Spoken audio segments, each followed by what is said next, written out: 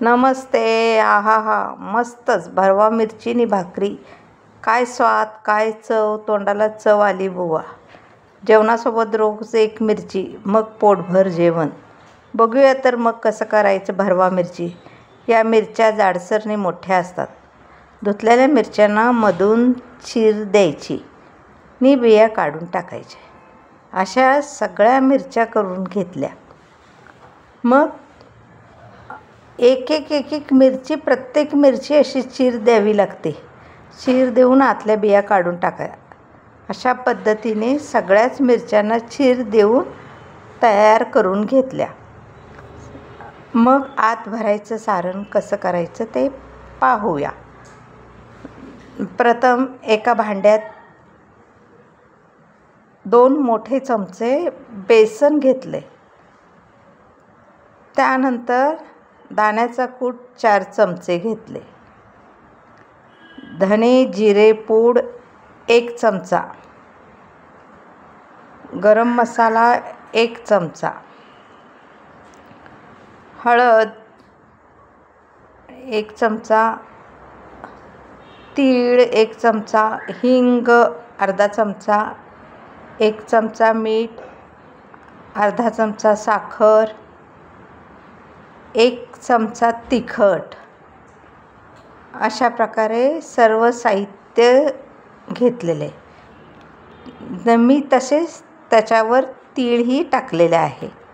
सगळे टाकताना तीळ टाकल्यानंतर छान लागते.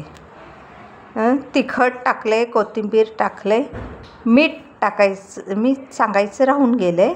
मीठही टाकले. मिठाबरोबर साखरही टाकली आहे आणि घट्टसर वगैरे मळून घेतले. हे सारण भरण्यासाठी थोडेसे पाण्याने घट्टसर करून घेतले आहे. घट्टसर केल्यामुळे सारण मिरचीत व्यवस्थित बसते आणि मिरचीतल्या बिया काढून टाकल्यामुळे जागाही जास्त राहते. त्यामुळे सारणही भरपूर बसते. हवा असल्यास त्यात लिंबू रसही पिळू शकता.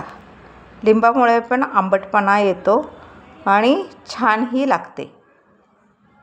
सगळ्या मिरच्या अशा प्रकारे भरून घेतल्या. आतमध्ये भरून गच्चसर भरून घेऊन दाबून ठेवल्या आणि ह्या सगळ्या मिरच्या एका पॅनमध्ये तेल गरम करून त्या सगळ्या मिरच्या पॅनमध्ये तेल गरम करून त्यात एक मिरची सारणाच्या दिशेने तेलावर ठेवल्या. मंद आचेवर 10 मिनिटं भाजत ठेवलेले आहे आणि हे उलट्या दिशेने ठेवल्यामुळे एकदम कुरकुरीत होतात. नंतर मात्र मिरची मऊ होते, पण सारण मात्र कुरकुरीत होते.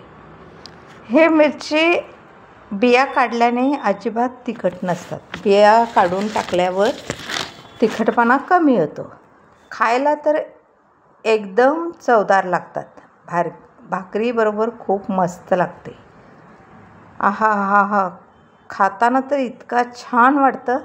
म्हणून तुम्हीही करून बघा आणि लाईक करा, शेअर करा, कमेंट करा, सबस्क्राईब करा. धन्यवाद.